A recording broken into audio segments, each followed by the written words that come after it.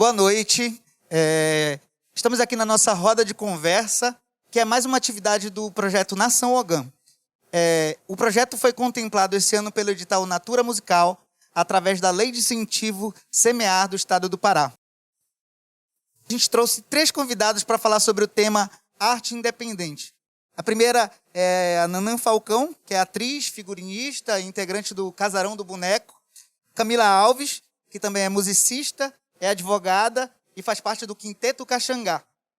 E o Michel Pinho, presidente da Fumbel, para conversar sobre esse tema. A gente pode começar, cada um falando sobre sua trajetória, a sua história com arte e cultura dentro da cidade. Pode ser, Nanã?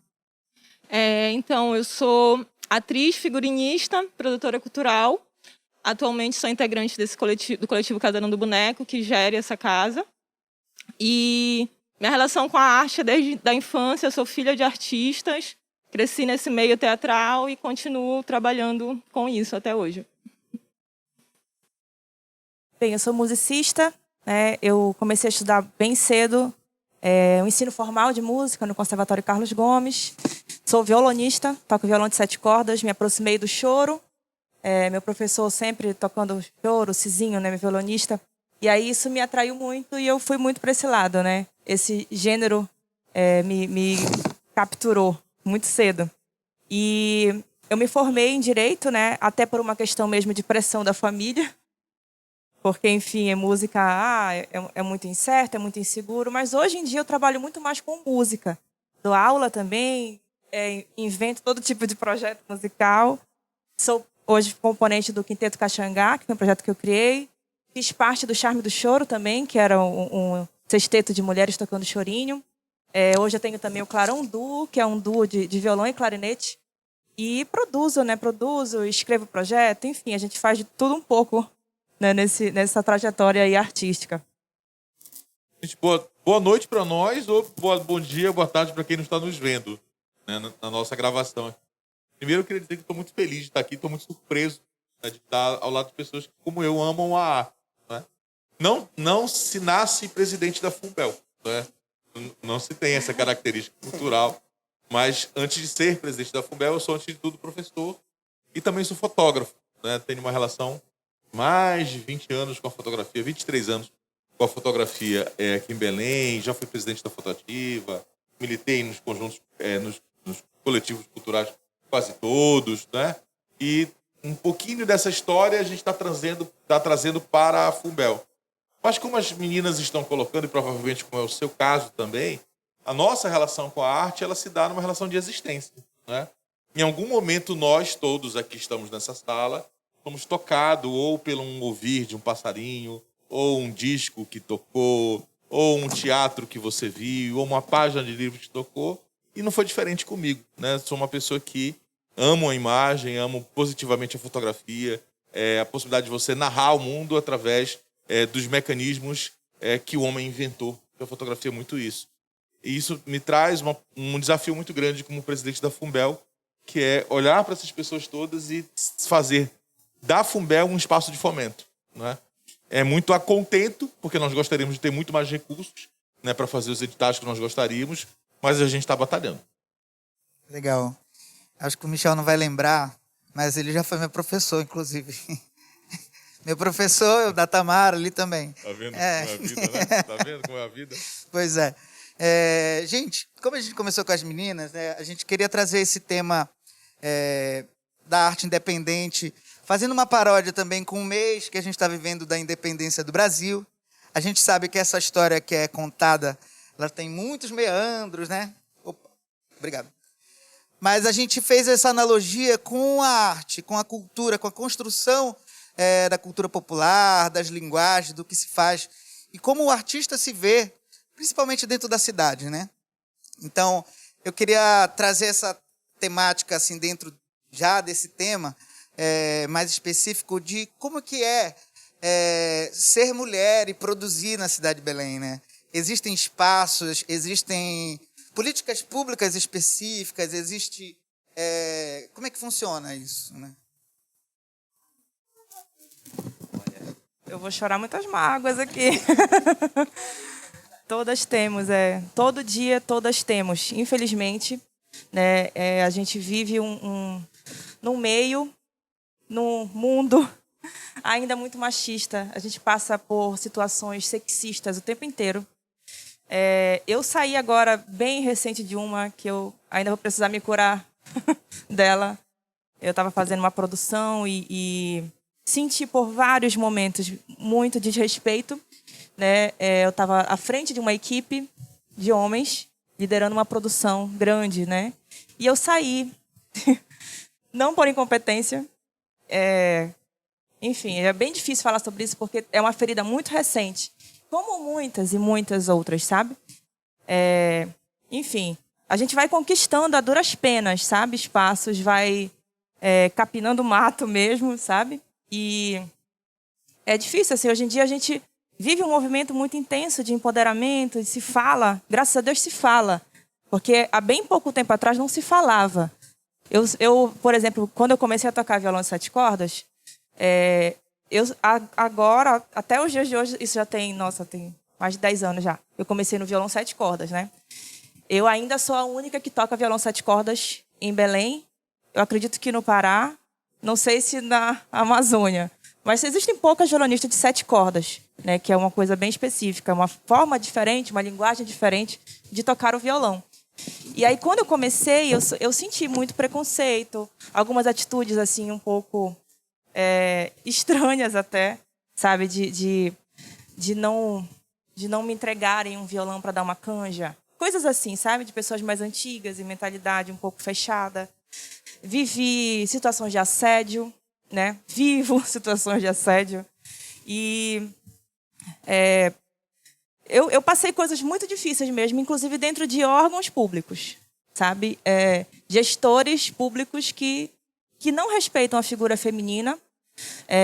E a gente, enfim, vai se ferindo, se curando, militando, sabe? Há bem pouco tempo atrás eu não me considerava até feminista, mas é impossível não ser, porque o machismo existe. Ele grita todo dia na nossa cara, e aí não tem como não ser feminista, sabe? E então, assim, hoje eu consigo falar das coisas que eu passo, entendeu? Lá no comecinho, por exemplo, situações de assédio que eu sofri, eu abafei. Eram coisas terríveis que hoje, com certeza, caberia processo, sabe? Enfim, mas é complicado. E políticas públicas a gente vê algumas pontuais, coisas de cota, assim, né? A gente tem acompanhado coisas assim, desse tipo, né? Nesse contexto assim, de garantir a presença feminina, já que tem toda essa problemática, né, em relação a isso. A gente vê ainda muito pontual ações nesse sentido. Eu vejo assim, perto da grandeza do que é o problema do dia a dia, de ser mulher e fazer arte no nosso país. Então, acho que é isso mesmo. É um problema de uma grandeza muito, muito imensa, né? Porque para a gente chegar nesse lugar, para tu te entender mulher artista, é muito difícil tu te posicionar nesse lugar de criação intelectual, artista. E aí eu acho que a gente tem um problema que é pior, porque na teoria a gente já está num lugar que é muito mais sensível, que é mais aberto, que é esse lugar da arte, da cultura.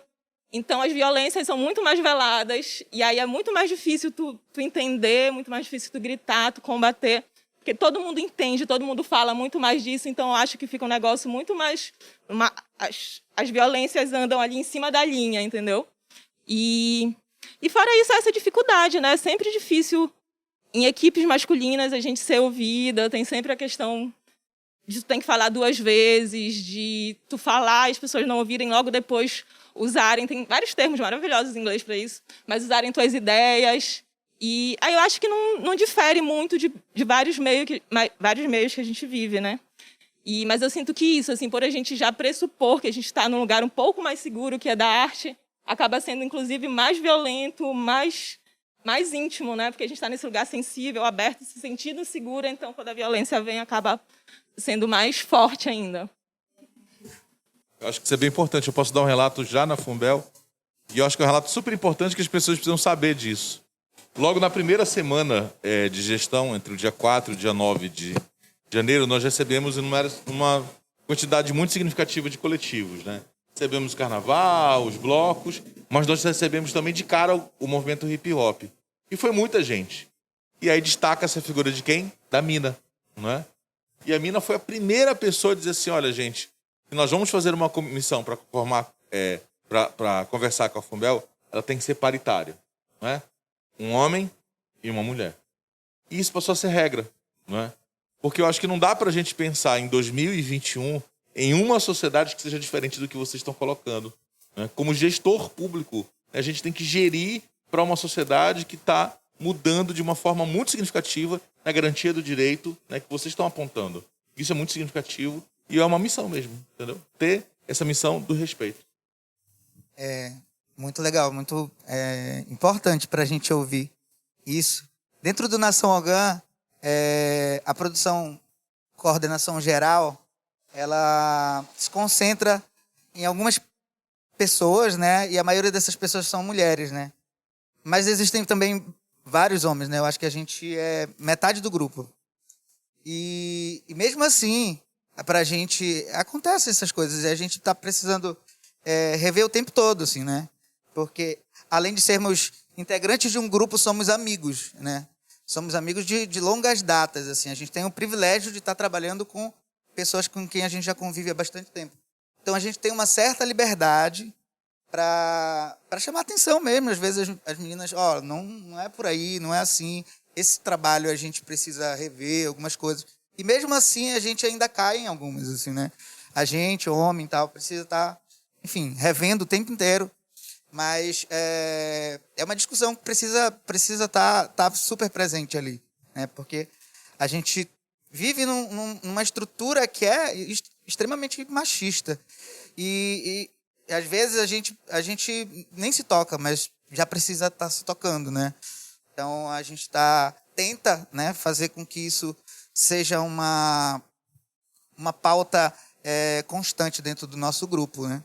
E aí é muito importante também para a gente estar trazendo esse espaço aqui como um espaço para abrir, né, os relatos, para provocar, para denunciar, inclusive. Isso é importante para a gente. A gente sabe que isso existe, a gente sabe que isso não vai terminar agora, mas é preciso que a gente proporcione espaços para que isso seja discutido, seja combatido e seja revisto, né? Urgentemente, inclusive. Inclusive porque quando a gente fala de cultura independente, a gente fala em repensar o formato das coisas, repensar a forma como as coisas são formatadas, como as coisas, enfim, como o sistema é feito. E se a gente não repensa esse lugar, quando eu digo que é muito maior, porque é garantir que a mulher consiga sair de casa para trabalhar como artista, para se colocar nesse lugar. E se a gente não repensar isso, também a gente não consegue repensar nada, porque é isso, o sistema está aí como está, porque ele é hétero, branco, normativo, e se a gente não for repensar esse lugar, a gente não consegue repensar nada, assim, porque é aqui, né? São as relações pessoais e, como já dissemos, as mulheres estão em todos os lugares, então é impossível que a gente não bote isso na prática, na representatividade, assim, das falas. Eu acho importante, falaste uma coisa muito, muito, muito significativa. Foi definido uma decisão da presidência da Fumbel em relação à diretoria de ação cultural que nós vamos criar, né, isso é a primeira pauta que vai ser feita, um espaço que é um fórum permanente de discussão sobre a cidade, não é? E a primeira discussão que nós vamos fazer é sobre arte, contemporaneidade e cultura queer, não é? E aí a gente vai utilizar o trabalho do Alisson, acho que é Alixson, e das Demônias, não é? Para discutir essa questão de como é produzir arte numa sociedade, numa cidade pobre como a nossa, não é? Terceiro-mundista, não é? Com índices de IDH muito baixos, de uma herança maldita que a gente recebeu 16 anos, e as pessoas continuam fazendo arte, não é? O caso das Demônias é absolutamente impressionante porque elas pegam lixo e transformam em arte, né? Quando a gente pensa assim, as drag queens poderosas, ricas, aqui as drag queens são poderosas e ricas da sua criatividade, porque elas vão utilizar justamente o que você falou para fazer uma quebra de paradigma, que é justamente o processo de produção da arte independência. Se você for colocar a produção da fotografia paraense dentro da fotoativa, cara, as pessoas fazem exposição na marra, fazem porque amam, fazem porque vende um equipamento, vende um computador, pinga alguma coisa, né? E vai fazer a sua produção completamente independente, fora do curador, fora do museu, fora do edital, fora de qualquer coisa, mas produz, né? E aí insisto agora no papel que eu estou. O nosso papel é imaginar um processo de fomento, né? Como é que a gente vai fazer isso? Daqui a pouco a gente vai falar. Hoje a gente já vê, né? Eu acho que Camila, nesse campo jurídico, e Michel, e eu, Nanã, também, não disse, né? Mas também sou músico, né? A maioria das pessoas do Nação Orgã são músicos. Acho que todos, né? Todos são. A gente começou a ver nesses editais agora, né? Uma porcentagem, né? Para mulheres, né? Acho que para mulheres tem uma porcentagem para Mulheres negros. e região, né, que estão separando. Para povos não sei tradicionais, se tem cota né? racial. Então isso é um início, né, do que a gente pode começar a enxergar dentro dessas políticas públicas, né? Podem comentar mais um pouco sobre isso? Posso reafirmando isso e passando a bola para as meninas. Eu vou insistir, se nós não pensarmos num projeto de política cultural que não seja amplo, abrangente, democrático e diverso, nós vamos continuar na mesmice de um processo de criação que não vai romper com absolutamente nada, não é? Que não vai romper com absolutamente nada. Quando eu estava dizendo você do outro lado, você ter um pouquinho de paciência, vou colocar para as meninas e para você agora, tá? Está aberto o edital de credenciamento da Fumbel, né? Esse edital, ele é justamente a porta de entrada de que esse artista que está iniciando ou artista consolidado vai ter para expressar de forma independente o processo de produção artística. Como é que ele faz isso? Ele faz uma proposta, né, de produção individual, produção coletiva, de oficina, de workshop, envia para a Fumbel com a sua documentação, é analisado e ele é credenciado. Sai um nomezinho lá numa lista de credenciamento. E aí ele vai dizer assim, olha, vocês têm pauta para fazer isso no dia 22 de fevereiro? Temos. Aí ele vai executar o trabalho dele e a gente vai pagar. Entendeu? Então, nós estamos dispondo de todo o DEAC, que é o Departamento de Ação Cultural, para ensinar as pessoas a fazer esse processo, para que a gente estava visitando lá atrás e eu já estava dizendo assim, poxa, vamos fazer o credenciamento do Casarão dos Bonecos, vamos fazer o credenciamento do violão e clarinete, né? Vamos fazer o credenciamento dos grupos de choro da cidade, porque a gente tem como pautar e lutar com o prefeito Edmilson Rodrigues para ampliação desse valor, para que a cidade pulse cultura. Entendeu? Eu queria lembrar para as pessoas quem falou de edital de credenciamento nos últimos 16 anos. Não é? Então a gente tem todo o interesse que os grupos acessem a Fumbel para que a gente efetivamente faça, que o nosso discurso aqui ele vire realidade. Então, Michel, sobre isso que tu falaste, se já existiu um edital de credenciamento, eu acompanho há um tempo esses editais, as políticas de editais da prefeitura, e eu participei uma vez de um edital de credenciamento, dito credenciamento. Na ocasião, era para se tocar no Réveillon e aniversário de Belém. São datas próximas, né? Final do ano e logo em janeiro já tem o aniversário da cidade. Então, os 5 primeiros melhores pontuados tocariam nessas datas, né? E aí eu fiquei em terceiro lugar. E fui adiante no processo, eles pediam certidões que eu tinha que pagar na Cefim, valores não muito acessíveis, R$60 uma certidão na época. E aí eu fiz tudo e não toquei. Eu não toquei. E nunca me explicaram por quê. E eu escrevi projetos para outras pessoas também, né? Amigos meus que não têm essa facilidade que eu tenho por conta de eu ter me formado em Direito, né? Então, às vezes, a linguagem do edital não é acessível, né, a todos. E aí, esse jargão aí, assim, jurídico, às vezes, é uma barreira, sabe, para muita gente. E aí eu escrevi para pessoas próximas que também não tocaram. Ficaram entre as categorias, eram várias categorias, artista individual, artista coletivo, e aí aconteceu isso, assim. E outras situações, assim, eu sou bem traumatizada com a Fumbel, como tu falaste, é uma herança maldita que vocês pegaram, porque foram anos, assim, de sucateamento, anos enfim, todo tipo de situação absurda. Posso dar uma situação absurda para vocês? O Departamento de Patrimônio Histórico, ele funciona com grande defesa em relação ao centro da cidade, os bairros da Campina, Cidade Velha e Reduto compõem o entorno, não é? Na segunda gestão do Edmilson, tinham 25 pessoas arquitetos, historiadores, geógrafos, né? Toda sorte de pessoas que trabalham com a cidade estavam lá para fazer o levantamento. Chutem quantos tem hoje. Chutem. Tem 5 pessoas. Como é que eu faço uma cidade de 16 anos que aumenta, não é? E eu diminuo o efetivo, né? Assim é o DEAC, assim é todas as coisas. O que você está falando não é uma questão política, é uma questão de constatação, né? Houve um projeto político nefasto de desmonte da política cultural de Belém, entendeu? Sim. Por isso responde à tua reclamação, entendeu? Sim. A gente teve a lei Tó Teixeira, né, que foi... Esse é o problema mais grave sumiu. ainda. Esse é o problema mais grave ainda. Nós temos uma lei que é estabelecida como lei e dada, né, as questões, né, de má versação desse dinheiro público, o Ministério Público foi lá e cortou, né? E aí fizeram a Lei 004 com um recurso público para se fazer. A dificuldade é tamanha porque nós não temos uma única pessoa na Fumbel para tomar conta da lei, para secretariar a lei. Então, nós estamos articulando nesse momento para fazer a discussão, para voltar à lei e para dizer assim, olha, a lei vai naquela direção. Porque ela mudou. E ela mudou, depois dessa situação toda, mudou positivamente, porque você não vai mais precisar de pires na mão para o empresariado aportar seu projeto, porque existia uma série de situações que grande parte de nós conhecemos como é que funcionava. Então, você é contemplado e o recurso sai do tesouro do município. Pelo menos isso, entendeu? Mas a gente está batalhando para voltar. Agora, Michel, me conta um pouco sobre...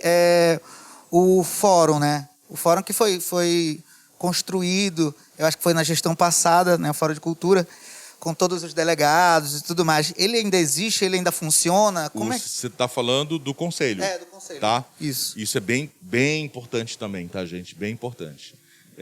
Existe uma lei que rege a cultura municipal, que é a Lei Valmir Bispo, e essa lei ela foi completamente dizimada em 2017. Né? Essa lei modificaram os objetivos, retiraram dispositivos, né? Alteraram a relação da criação do Conselho Municipal de Cultura e foi assim de modo sistemático até chegar no ano passado. No ano passado, no meio da pandemia, o prefeito anterior decidiu reconduzir, mesmo estando expirado, os conselheiros. Os conselheiros continuaram por mais um ano, estão inclusive agora no cargo, mas vão ser destituídos a partir de uma longa discussão pública que nós vamos fazer para uma nova eleição. Por que eu estou te falando que é uma longa eleição pública?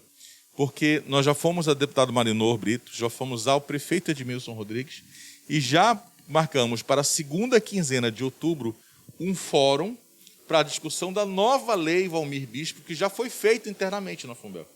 E eu não tenho problema nenhum de dizer de modo público. O que nós fizemos? Nós retomamos a lei original e ampliamos essa lei. Né? Então, novas cadeiras vão ser colocadas, novos dispositivos de participação vão ser colocados, porque não faz sentido num governo popular e democrático você restringir o acesso à discussão política. E aí, qual é a necessidade disso? Porque esses conselheiros que vão ser eleitos pelos seus setoriais, seja ele teatro, seja ele carnaval, seja ele música, seja ele patrimônio imaterial, são esses conselheiros que vão ajudar a gerir a presidência, que no caso sou eu, a definir quais são os rumos do Fundo Municipal de Cultura. Né? Esse Fundo Municipal de Cultura é que tem o valor que vai ser investido nesses editais que nós estamos conversando agora. Né? No caso do edital do credenciamento, não vem desse fundo, é um outro fundo que nós temos dentro da Fumbel. Mas o maior fundo, ele deve obrigatoriamente ser feito por quem? Pelos que fazem a cultura. Entendeu? E aí a gente não abre mão disso. Legal. Quer falar, não? Então, aí a gente estava falando sobre o acesso, né? Sobre os editais. Não, eu queria te pedir só para colocar um pouquinho Queria pegar o gancho dos editais, do cadastramento. Já que a gente está falando de cultura independente, já que a gente está falando dessa galera que está fora do eixo, né? Eu acho que eu, como artista, que estou no centro, mas que sou de Outeiro, mas que tenho um trabalho periférico, eu entendo que esses editais não abrangem justamente por causa da burocracia.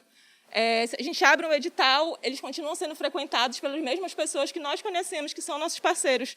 É difícil para a gente levar, a gente como artista, produtor, parceiro dos grupos do interior, dos grupos da periferia, chegar para fazer essa produção, porque a gente também é independente, a gente está correndo atrás do nosso.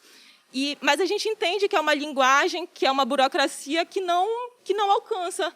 E aí eu acho que, para além de editais, de credenciamento, é entender como facilitar, como simplificar a burocracia, que é uma coisa que realmente vai mudar, que vai dar acesso. Porque, inclusive, o Aldir Blanc, vários grupos do interior que eu tenho contato de cultura popular, não conseguiram se inscrever.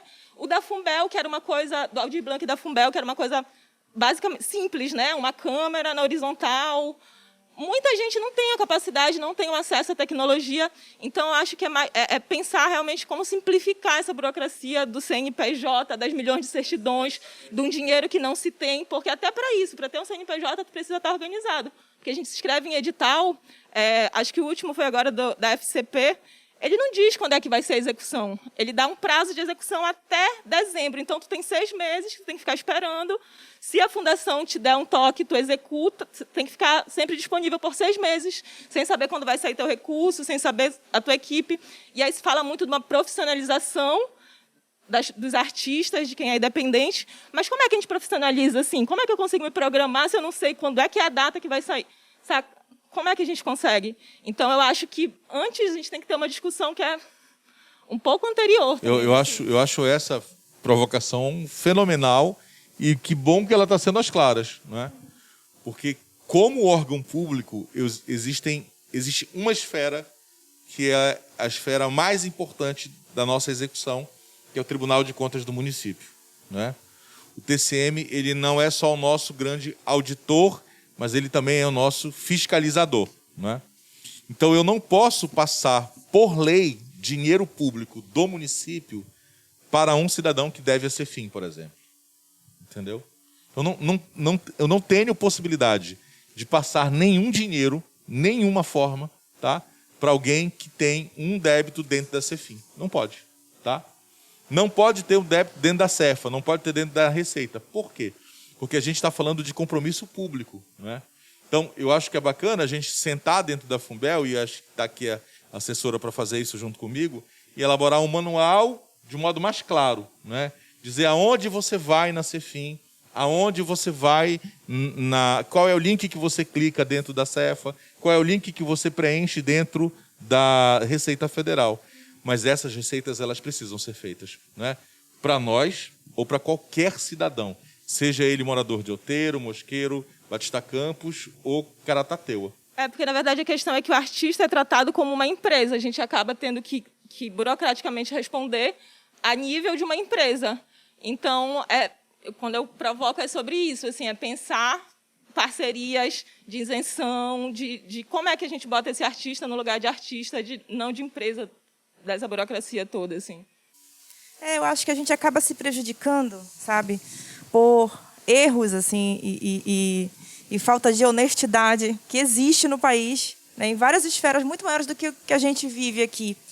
E a gente precisa passar por esses processos por conta desse tipo de situação, né? A gente acaba, a gente paga esse preço aí, né, de erros que não são nossos, né? E a gente realmente precisa comprovar que dá tudo ok, que a gente não deve ninguém, enfim. E às vezes deve porque nem tem como pagar, sabe? Então é uma realidade muito, muito particular a do artista.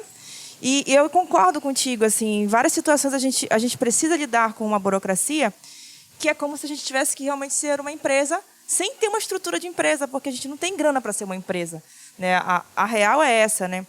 E assim, e em relação a esse aparelho todo de emissão de certidão, é tudo muito complicado, sabe? Tudo bem, a gente tem que emitir a certidão, ok, mas é complicado, sabe?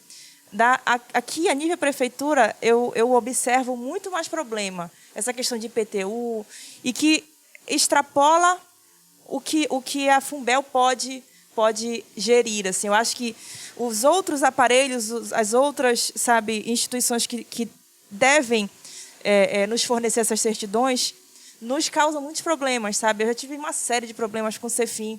Então, quando eu vejo um edital da Fumbel, eu falo, meu Deus, eu vou ter que lidar com a Cefim. Então, assim, é muito difícil, sabe? Aí tem que ter um número do IPTU e não sei o quê, sabe? E, às vezes, tu mora com uma pessoa e tu não tem teu imóvel, o que é a grande maioria das pessoas, né? Tu não tem uma casa própria. Aí tu tem que ter um número do teu imóvel, não sei o quê, sabe? São umas coisas, assim, muito difíceis para a gente conseguir implementar e que fazem com que a gente, sabe, até desista. Mesmo as pessoas que têm um pouco mais de acesso, sabe, enfim, a essa estrutura toda, ainda assim é um problema. O edital da Aldir Blanc e da Fumbel, eu consegui. Porque, bicho, aquilo estava muito complicado, muito complicado. E eu reclamei com quem eu pude, fiz postagem no Facebook, sabe? Porque eu não acho justo eu olhar aquilo ali, entender, conseguir, mas a grande maioria eu não consegui. Porque quando eu olho, eu entendo também a complexidade que é aquilo para alguém que não está no meu lugar. É ter a generosidade de entender que, sei lá, que tem uma... Eu acho que isso é ser artista de verdade, sabe? É você se entender parte de um todo. Não é só você lidar com a sua própria realidade ali, particular. É você se entender parte de um todo e que está prejudicado. Anos e anos de prejuízo, sabe? Porque a gente fala de cultura independente, que é uma grande mentira. A cultura independente é uma cultura que é comunitária, né? Que é feita independente do Estado, mas é uma grande comunidade, todo mundo se ajuda. Eu lembro falando sobre isso, né? Essa linguagem que é a linguagem do edital, que hoje é onde a gente se segura, né? Para dar conta de algumas produções, assim, as duras penas. A gente vai, né, se agarrando como pode, assim, é uma coisa um pouco mais palpável, sobretudo nessa época que a gente viveu agora, onde os espaços estavam todos fechados, né? Eu tinha um cunhado, infelizmente faleceu agora com a Covid, que trabalhou no MINC, e nessa época eu morava junto com ele. Então, ele ia até Brasília para analisar projetos e tudo mais. No extinto MINC, né?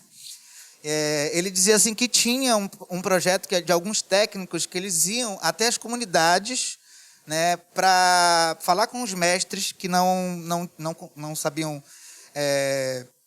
escrever, né? Muito menos sabiam escrever a linguagem de um edital. E eles ouviam os mestres e escreviam o projeto. Existia uma ficha que eles escreviam. Isso também não era assim uma coisa tão grandiosa, mas já existia.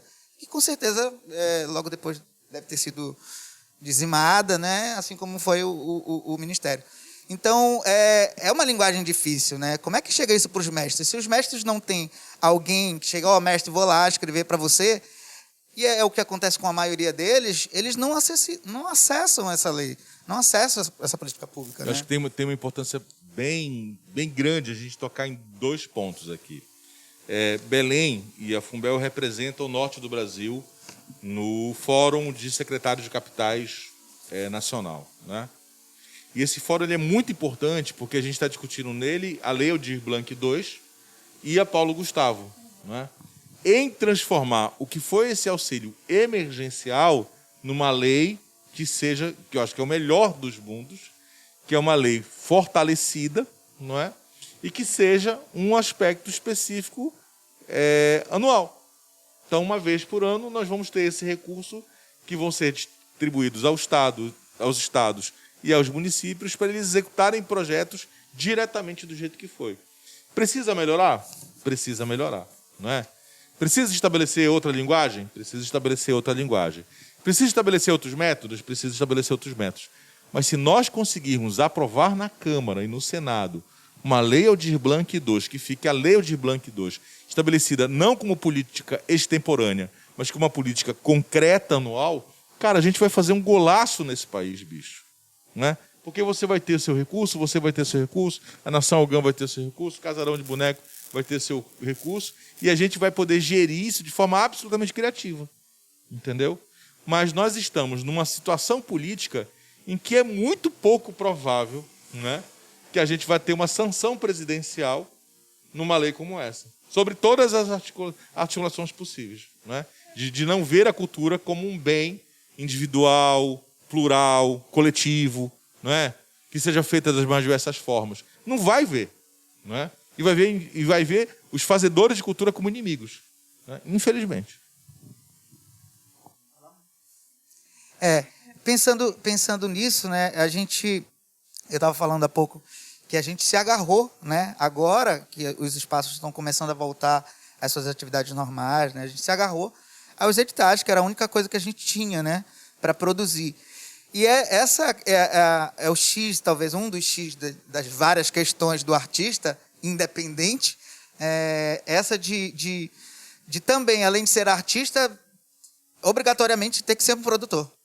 Porque senão ele não consegue, né? Aqueles que conseguem escrever, tem que precisar escrever um edital, porque senão não conseguem nada, né?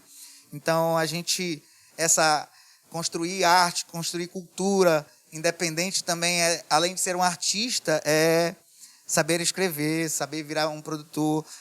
Às vezes, hoje, com a linguagem do vídeo, que era a plataforma, ou é até hoje a mais usada para a viabilização desse escoamento, né, nessas produções, até um videomaker a gente precisou virar, né? Altos tutoriais no YouTube para aprender e dar conta daquilo que a gente escreveu ali, né? Que era a única forma. Então, hoje os espaços estão começando a abrir, né? Como é que eu queria assim também que a gente conversasse sobre isso, né? Porque produzir arte e cultura em Belém também é depender desses espaços, né? A gente está hoje aqui no Casarão do Boneco, que há anos, né, vem resistindo, um casarão antigo, que hoje está passando por uma reforma, mas eu lembro que eu já fiz parte do casarão em 2015. Em 2015 a gente já falava de uma reforma, né?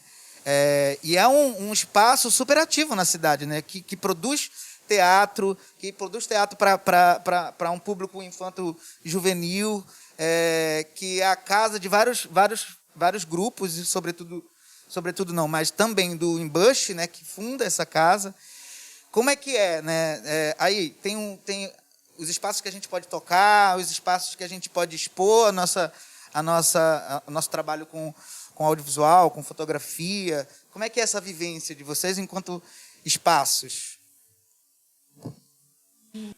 Então, o coletivo Casarão do Boneco nasce da ideia da partilha de ideias, de inspirações artísticas, assim. Foi por muito tempo a sede da Embush, e com o tempo eles começaram a abrir para vários grupos, e com o tempo esses grupos foram tomando a cidade, e a gente entendeu a potência desse espaço, que até então era Embush, que é um grupo reduzido, que tem vários trabalhos pontuais com a TV, na universidade, tem os seus espetáculos, e aí eles faziam pontualmente atividades aqui. Quando cresceu esse coletivo, a gente entendeu que esse era um espaço de potência que precisava acolher a cidade do jeito que nos acolhiam. Então, é mais ou menos essa nosso ideal, nossa política, de ninguém consegue sobreviver, se sustentar a partir do Casarão do Boneco. A gente usa o casarão como espaço para a criação e, de alguma forma, a gente devolve esse suporte, esse apoio, como trabalho de produção, de apresentação para a casa e para a cidade. Então, a gente fala que a gente também nunca conseguiu se descreve como coletivo, mas a gente nunca conseguiu descobrir o que realmente a gente é, mas que talvez a gente seja só um ajuntamento afetivo.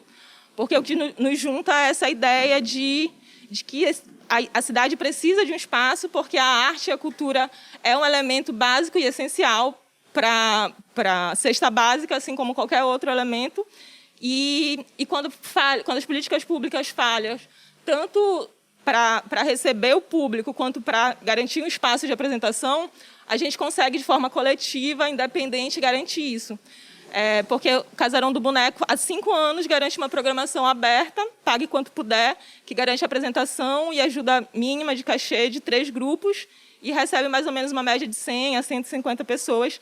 E a gente nunca recebeu nenhum tipo de apoio. Assim, qualquer verba pública que venha através de um grupo que ganhou o edital e que passou uma parte do dinheiro para o casarão como ajuda pelo uso. Assim. Então, um pouco problemático. E, não sei, acho que é assim que a gente... É muito da vontade, do querer, assim, porque realmente estrutura não tem nenhuma incentivo.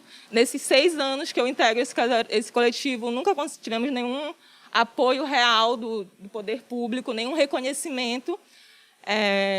E aí é isso, a gente trabalha na força, na coragem.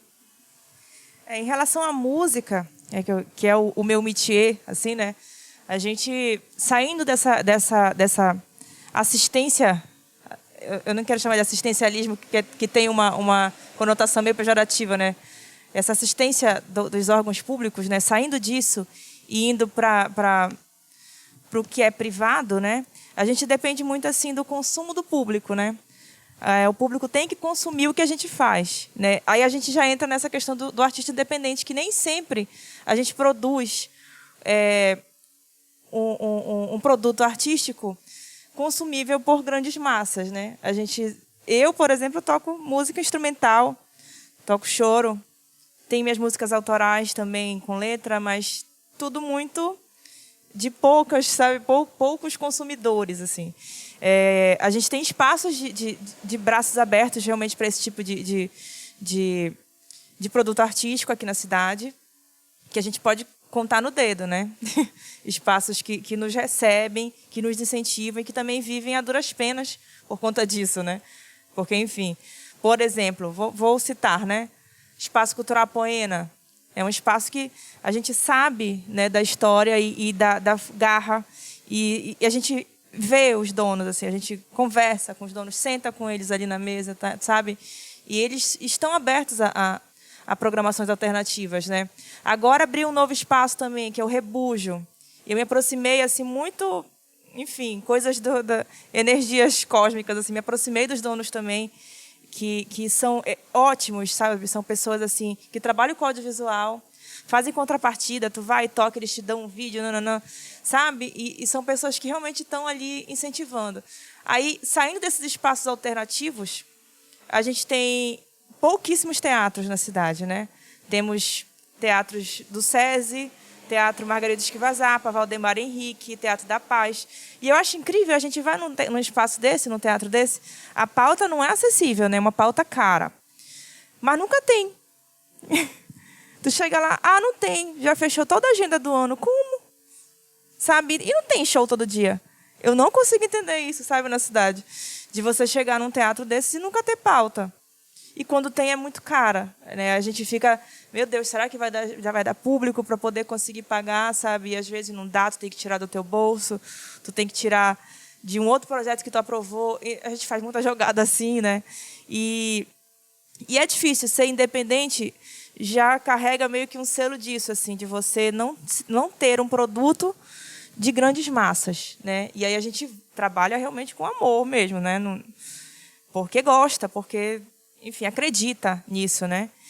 E aí é bem por aí, assim, a gente trabalha muito assim nessa questão da mentalidade da pessoa saber que precisa remunerar de alguma forma, né? Não é só consumir, tô aqui, de graça, vou lá. Aí quando tem que pagar alguma coisinha, pronto. Aí essa ideia do pague quanto puder, eu acho que vai muito nesse sentido, né? Da pessoa vir e criar essa consciência de que você está consumindo, então você tem que dar alguma remuneração que for possível para ti, né? É uma política de criação de público mesmo, né? De tipo... E aí, isso, com isso, às vezes, a gente acha 10 centavos, a gente dá um envelope para as pessoas. E a gente tem uma média de chapéu que a gente conseguiu atingir, assim, mantendo nas programações, mas é isso. Tem dias que a gente acha 10 centavos dentro dos envelopes, tem dia que a gente acha R$100, então é um pague quanto puder mesmo. As pessoas aceitam a proposta e aí a gente consegue igualar com a força do coletivo, independente, a gente consegue. Eu toquei assim já na foto ativa, inclusive. Foi um evento, aí era pague quanto puder. Apareceu R$100, uma abençoada botou lá. Aí a minha amiga, né? Olha, eu nem acredito, não é isso. A pessoa colocou R$100. Eu falei, meu Deus, quem é essa abençoada? Eu nem acho que a palavra seja assistência, né? Eu acho que é dever do Estado, na concepção que eu venho, não é a iniciativa privada que, pelas suas relações, pelas suas próprias regras, vai fazer um jogo do mercado, né? Então, aqueles que consomem mais vão ter mais oferta. É uma relação de mercado. Por parte do Estado, eu acho que é uma relação de fomento mesmo, entendeu? Se der 2 ou se der 200, não faz a menor diferença, né? Porque o compromisso do Estado, e aí eu estou falando não do município, não do Estado do Pará, não da federação, mas eu estou falando do ente Estado. Eu acho que da formação do ente Estado é ser um fomentador da cultura dessas mais diversas formas. E vou insistir, se for 2, 10, 200 ou 2.000, não faz a menor diferença, porque você está fazendo uma coisa que é fundamental, que é incentivar essa pessoa a produzir, né? Incentivar a partir da sua subsistência, das suas necessidades primeiras, estabelecimento da sua alimentação, do seu transporte, da sua saúde, entendeu? Aí é fomento mesmo. E aí eu gostaria muito de dizer agora para vocês que, olha, vamos conseguir 48 milhões de reais para o município e a gente vai fazer grandes editais. Isso não vai acontecer. Né? Não é esse valor, a gente não vai fazer isso, mas a gente tem que encontrar nesse chapéu, né, a possibilidade do diálogo de múltiplas possibilidades. E vou dar um exemplo para vocês. Né? Nós atendemos 117 grupos no edital 003, que é o edital das quadrilhas juninas, o edital dos boi-bumbás, dos parafolclóricos, das toadas e dos carimbós. 117 grupos. Se você for contabilizar, dá mais de 2.000 pessoas. Né? E nós pagamos R$ 4.500 para cada grupo, né, para eles se apresentarem. É muito pouco. Né? Vocês falaram de espaços, e eu acho que a gente, ainda bem que todo mundo concorda aqui, que essa gestão passada ela foi assim, um grande desastre para a gente, né? E a gente vê, estou começando a ver também e comparar, né, a movimentação do espaço do Memorial dos Povos, que eu, quando moleque, comecei a me inserir no meio artístico, a gente ia para lá para vários eventos que tinham, nossa, era maravilhoso. E ver o que aconteceu com aquele espaço foi assim bate uma tristeza muito grande. Muito grande. E ver que esse espaço tá voltando, né? Não estamos aqui puxando o saco dessa gestão agora, mas é ver que realmente... E é legal, assim, né? Que cada vez mais esse espaço, esses aparelhos, eles sejam realmente utilizados e democratizados, né? Para quem faz, para quem produz, né? Para quem, de fato, pertence a esses aparelhos, né? A Camila falou sobre o Espaço Cultural Poena, e é muito legal a gente falar sobre isso, e a gente reitera enquanto Nação Ogã, porque o Nação Ogã nasceu dentro do Espaço Cultural Poena, assim como tantos outros trabalhos nasceram ali dentro daquele espaço, e que hoje é um espaço de muita resistência, assim, né? Que é gerado de uma forma diferenciada de outros espaços. A gente não julga como os donos, os empresários administram, né? Mas eu gostaria de louvar como é que eles administram aquilo, como é que se divide dinheiro mesmo, assim, dinheiro de bilheteria. Ali. É possível, por exemplo, na Poena, tirar um artista, um músico, sair com um bom dinheiro dali. Assim, que isso, a gente está falando de sobrevivência, né? E a gente está falando, a gente entra em mercado, entra nessa profissionalização, como é que o artista ganha grana, como é que de fato ele sobrevive disso. Porque existe muito essa questão da romantização, é por amor e tal, não sei o quê. A gente faz muito por amor mesmo. Mas, além de amor, às vezes é um amor que se confunde com uma sanidade mental, assim, né? Porque a gente, só no amor, nem só de amor sobrevive nosso trabalho, né? Se a gente não receber, se a gente não tiver um mínimo de dinheiro, de verba para aquilo ali, a gente, infelizmente, vai fazer... entrar num outro tipo de trabalho, que não é exatamente aquilo que a gente queria. E a gente vive isso. Tem muitos artistas que deixam de ser artistas porque não dão conta, porque precisam pagar os boletos, né? Porque precisam pagar as contas, precisam sustentar as suas famílias. Isso é uma realidade assim, cruel, tanto de talentos que a gente perde por conta disso, né? Não, realmente, o Espaço Cultural, eu queria só frisar que ele conseguiu fazer uma política pública que o Estado nunca conseguiu, né? Que ele conseguiu, por um tempo antes da pandemia, o Apoena trazia grupos de carimbó do interior e garantia passagem e hospedagem com a bilheteria, e com isso garantia também que eles fechassem outras datas e circulassem na cidade. Então, ele criou uma tecnologia que a gente, mesmo com o tombamento do carimbó em esfera nacional, a gente não conseguiu ter.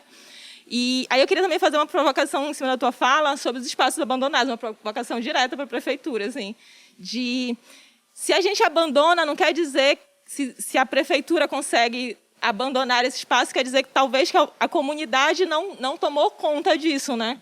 Porque se a gente deixa, se a prefeitura teve esse poder, é porque a comunidade não ocupou aquilo ali, não conseguiu de verdade se sentir dono, proprietário, para ocupar, então depende da política da prefeitura de administrar shows, assim. Não sei como se resolve, mas é uma provocação de pensar isso, assim, como é que a gente faz a comunidade tomar conta para que nunca mais Aldeia Cabano, para que nunca mais o Memorial dos Povos, e a gente fala disso aqui no Casarão também, porque a gente quer que cada vez mais artistas se cheguem nesse coletivo para que um dia o coletivo seja público. Assim, a ideia é conseguir abrir essa casa como espaço de arte que seja gerido por grupos da cidade. Então, como é que a gente pensa isso em política pública para a gente nunca mais abandonar e perder esses espaços também? Uma excelente provocação, porque eu já vou te responder assim de um pulo só, tá? Como é que você faz isso? Como é que você gere o espaço público para que a comunidade se sinta pertencente, não é? Você abre o processo, entendeu? E aí eu posso te falar que o Pelé do Manifesto gravou semana passada, não, anteontem, né, no Memorial dos Povos, não é? Todas as gravações de carimbó, toadas, carimbó e parafolclóricos foram no Memorial dos Povos.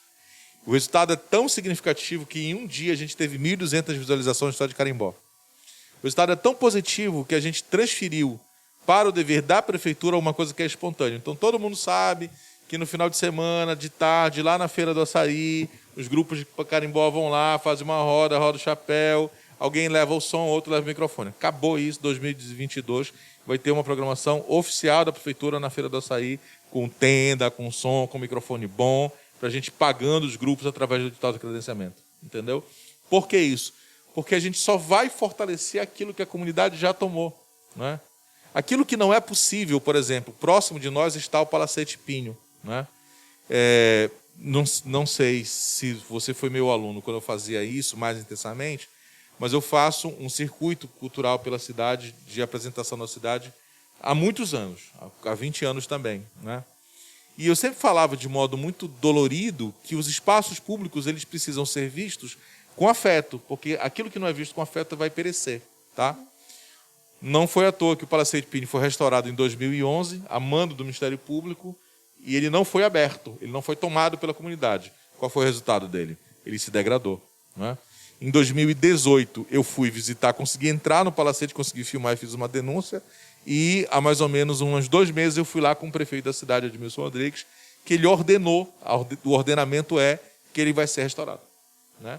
E como é que ele vai ser restaurado para que seja pertencente à comunidade? Eu estou rindo por trás da máscara aqui. Ele vai ser feito através, né, ele vai ser ocupado através de oficinas para a comunidade. Né? Então vai ter oficina de música, vai ter oficina de teatro, vai ter oficina de percussão, vai ter oficina de poesia. Então, toda aquela comunidade que mora no entorno, não é? Toda aquela que também não morar no entorno, vai poder ocupar esse espaço público de que forma? De uma forma ostensiva. Aí ele vai ser bem cuidado. Entendeu? Porque se você for no Memorial dos Povos agora, ele está não só bem cuidado, mas como em uso. E solta essa... Não sei quando vai sair o vídeo, mas eu vou falar a data, tá? Como no dia 28 de setembro, a gente vai abrir o Palacete Bolonha, que vai ter música de câmara, vai ter exposição, vai ter oficina, vai ter teatro. Então, abre tudo. Não é? E aí a comunidade vai tomar para si. E eu duvido quem vai conseguir, depois de um governo posterior, fechar. Porque já está inerente à sociedade, entendeu?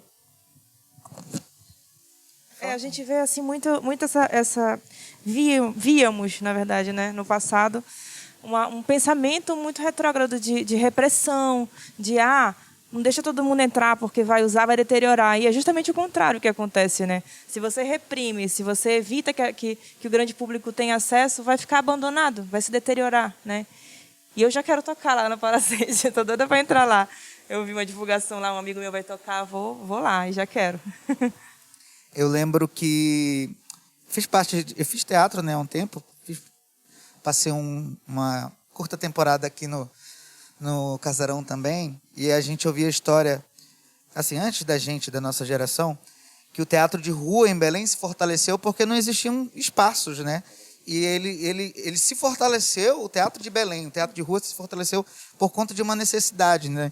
Então, eu lembro já da nossa geração, essa falta de espaços, de acesso a espaços, que é também assim a origem de muitos grupos, assim como Nação Ogã, são os batuques né, em praça pública, que foram proibidos, né, como se a gente tivesse vivendo em séculos anteriores. Assim, os batuques que tinham na Praça da República, em São Brás, foram proibidos, gente. Era um espaço, né, um lugar público, que também poderia servir como um lugar de exposição, de trabalho, de produção, de construção de arte e cultura, que foi simplesmente proibido, sem nenhuma causa assim, justificativa plausível, né? Enfim, né? Essa coisa dos espaços, dos aparelhos, mas também desses lugares que a gente pode escoar, mas, enfim, nem tanto, né? A gente fala da rua, mas a rua também não é tão acessível assim, né?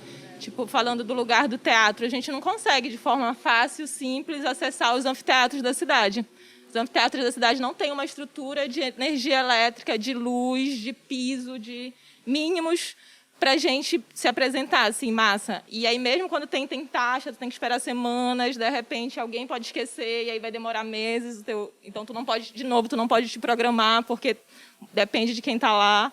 E acho que é isso. Bom, se demorar a licença, tá? 33441670. Olha tá? aí, tá vendo? Anota, Demorou hein? licença, sabe o que eu queria falar? Vai liberar.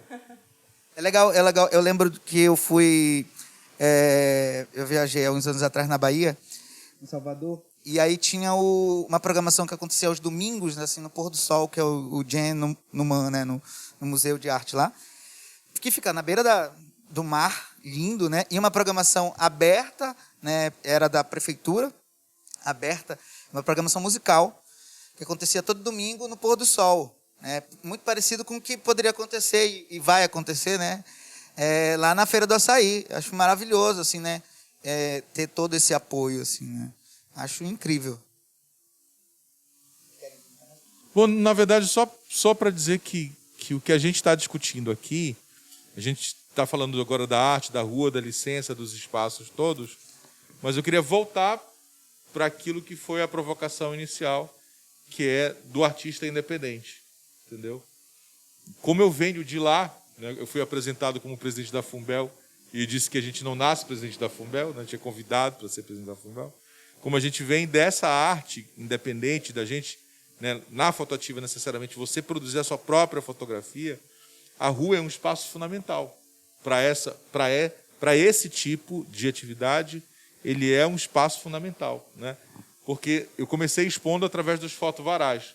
Nós íamos lá estender, e era muito engraçado isso, porque a gente sempre fez, por questões políticas e provocativas, em praças que não são grandes praças. Por exemplo, nunca fizemos fotovaral na Praça da República, mas nós fazíamos na Praça das Mercês e lotava. Praça do Rosário, lotava. Praça de Santana, lotava. Né? Por que eu estou falando isso? Porque hoje, do ponto de vista burocrático, e a Fumbel ela é a porta de entrada para o sistema sincronizado de licença, você precisa anunciar isso. Né? É super simples, é só dizer aonde você vai fazer, que horas você vai fazer, tá? Que horas você vai fazer, qual a duração que você vai fazer, em que lugar da praça ou da rua você vai fazer. Paga alguma taxa? Tá? Se não tiver fonte sonora, não paga nada. Vai rodar entre os órgãos, Defesa Civil, SEMA, CEURB, a própria Fumbel, os órgãos competentes, e você tem que fazer só com um detalhe, tá? Você tem que fazer isso com 30 dias de antecedência, porque o volume é muito grande, tá? Então eu quero utilizar o anfiteatro da Praça da República, ou anfiteatro que a gente pode até pensar, eu já estou viajando aqui, aquele anfiteatro lindo da Praça Eduardo Angelim, que fica lá na Pedreira. Aquilo é muito legal para fazer. Na Férias Costas ali, né? Exatamente, na Férias Costas. Vamos utilizar lá, então, 30 dias de antecedência. Você vai lá, nós não vamos ter fonte sonora, né? Os bonecos não vão ter fonte sonora. Vai ser só cortina e a gente vai colocar para a população. Beleza. Vai rodar e a gente tem 10 dias para te dar o teu deferimento. Se por algum motivo não foi deferido, aí você tem 5 dias para ajustar o projeto, reapresenta o recurso e a gente tem mais 10 dias para responder de volta. Entendeu? Então é um tempo hábil suficiente para que você se programe. Se não houver taxa sonora, e quem estabelece isso não somos nós da Fumbel, mas é a SEMA, tá? Você vai ter o seu recurso liberado, sua via liberada. Por que isso? Porque eu acho que cultura de rua ela precisa também estar um pouquinho organizada, porque pode haver conflito, entendeu? Centro histórico é um momento complicado. Gente, a quantidade de solicitação que a gente recebe para a Praça da República no domingo é uma coisa fenomenal, tá? E aí a gente precisa saber aonde vai ter montado vai ter montado outro. Por exemplo, dou o exemplo de que tinha uma carreta lá de livros. no mesma semana que ia ter a carreta dos livros, também queria uma carreta do TJE. E aí, aonde que coloca a carreta? Do outro lado da praça. Então, é uma questão que é burocrática, mas ela é necessária. Tá? Mas aí eu acho que isso aí a gente está falando também desses lugares do centro, né? Da Praça da República. Mas aí tem a coisa da periferia, porque que aí é outra. São espaços que não são tão visados. E aí a gente bate num outro ponto, que é a segurança pública, que é a marginalização do artista que não toca fumbel, mas que é uma política que tem que ser pensada junto aos órgãos de segurança pública, que eles reprimem duramente. Carimbó continuam reprimindo, tem horário, a polícia chega de forma truculenta na feira e para. Rodas de hip-hop, eu moro ali em São Brás, fronteira com Canudos. Roda de hip-hop, que é uma cultura muito marginalizada, então eles chegam, inclusive, com mais desrespeitosamente. Então, como é que a gente garante também essa campanha de antidifama, não sei nem que palavra usar, tipo, essa campanha institucional, política de não agressividade, de não hostilidade ao artista. A resposta eu já te dei. Abraçando. Não é para dizer isso publicamente, mas eu vou dizer em função da tua resposta. Nós vamos apoiar o hip-hop. Entendeu? Então, quando tu apoia oficialmente o hip-hop, vai ser muito difícil, né, o órgão fiscalizador do município ir contra isso, porque é o próprio município que está promovendo isso. Entendeu? Nós vamos apoiar o hip-hop, vamos apoiar as batalhas, estamos vendo emenda parlamentar para fazer isso. Mas, mesmo sendo periferia, hoje eu tenho um caso desse, de uma, não sei se ela é cineasta, uma produtora audiovisual que vai exibir um projeto numa praça próximo ali da Terra Firme Guamá. E aí ela entrou em contato, porque viu uma entrevista na televisão aberta, avisando da necessidade de licenciamento. Sim, né? Porque se ela tiver o licenciamento, se ela tiver o documento assinado pela presidência da Fumbel, pode chegar a guarda, pode chegar a polícia, pode chegar o bombeiro, já está licenciado, ponto, acabou, o direito dela está garantido. Entendeu? Quer dizer, isso é bem importante, porque a gente precisa também fazer isso. Né? O Estado também, e eu estou falando do Estado como ente, né? O Estado também tem essa função da fiscalização e aí não pode abrir mão disso. Tá? Gente, queria que a gente tivesse muito mais tempo para a gente ficar discutindo e provocando e debatendo sobre isso, né? Esse aqui é um espaço que um espaço mínimo, né? Que a gente pode, o Nação Organ tenta proporcionar para que a gente se provoque, para que a gente reflita, para que a gente debata minimamente algumas coisas, para que a gente desperte alguma ideia, alguma coisa para quem está assistindo, né? Também. Mas, infelizmente, não vai se, ou felizmente, não vai se encerrar aqui, né? Essas reflexões, elas reverberam, né? Essas provocações, elas vão reverberar por anos, por plataformas, pelas ruas, tomara, né? Então, eu queria dizer, assim, com muita honra, assim, que é um prazer imenso tê-los recebido aqui, né? Agradeço ao Casarão do Boneco, que abriu a sua casa para a gente, né? Agradeço a todos vocês.